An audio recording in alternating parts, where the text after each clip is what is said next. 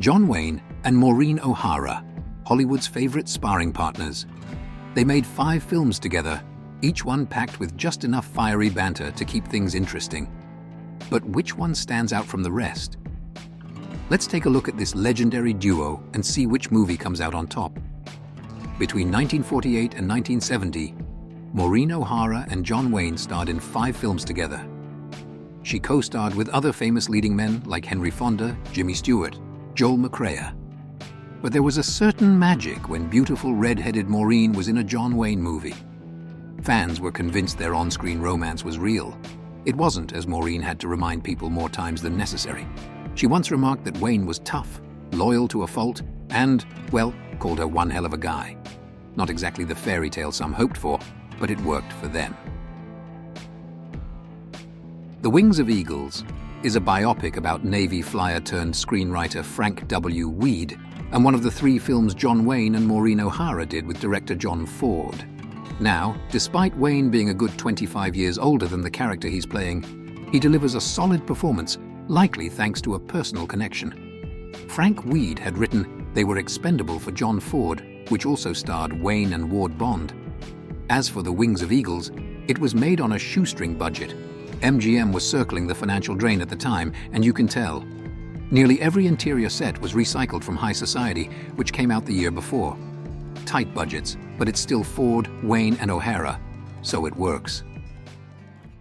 One of John Wayne's more famous westerns, Rio Grande, has a pretty straightforward setup. A cavalry officer stationed on the Rio Grande, Apache raids, a rebellious son who's just joined the army, and a wife he hasn't seen in years. But here's the behind-the-scenes twist. Rio Grande only exists because John Ford was forced to make it. Republic Pictures head Herbert J. Yates didn't believe in The Quiet Man and demanded Ford make a Western first to offset what he was sure would be a financial disaster. The Quiet Man indeed was much more expensive, since it was filmed in color and on location in Ireland.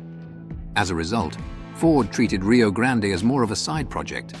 Despite the casual approach, Wayne and O'Hara's chemistry was as solid as ever, and the film still holds its place in the Western canon. With a budget of $4 million and a box office haul of $14.5 million, McLintock was a massive success.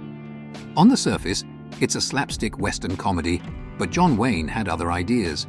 The film also served as a vehicle for his political views, particularly with the character of the weak governor, named Cuthbert H. Humphrey, a not-so-subtle jab at Liberal Senator Hubert H. Humphrey, whom Wayne couldn't stand.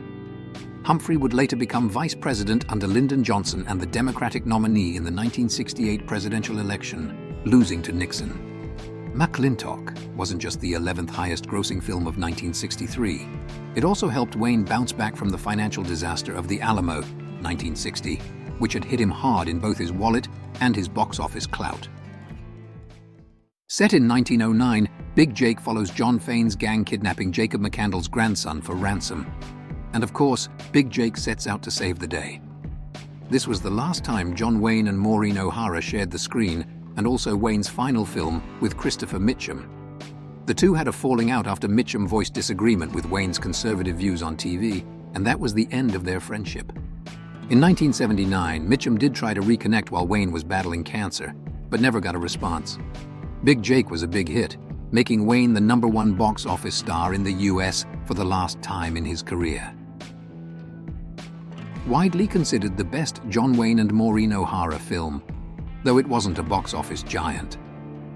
The story follows a retired American boxer who returns to 1920s Ireland, falls for a spirited redhead, and deals with her disapproving brother.